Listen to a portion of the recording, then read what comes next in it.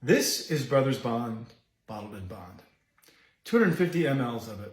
You might ask why I'm showing you this. Well, it's not just because I'm extremely proud of it or because it's extremely delicious.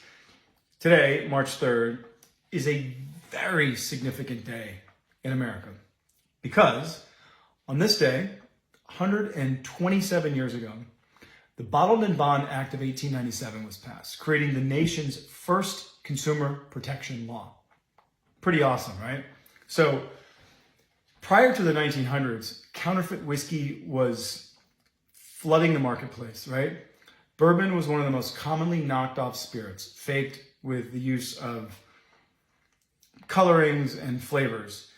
The act set the standard for what would be considered real whiskey, allowing drinkers to know exactly what was in that glass. So, in order to be labeled Bottled in Bond, distilleries had to follow explicit regulations, including composed of the same kind of spirits, produced from the same class of materials, produced in the same distilling season by the same distiller at the same distillery, must be aged at a minimum at least 4 years in wooden containers in a federally bonded warehouse, unadulterated from its original condition or character,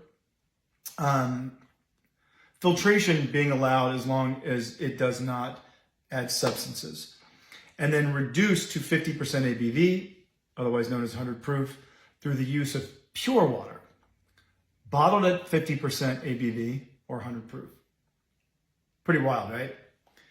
The passage of the Bottled in Bond Act paved the way for more laws to make sure consumers were buying the products advertised, including legally defining straight whiskey and then later bourbon, thus creating very high standards that have earned the respect throughout the world.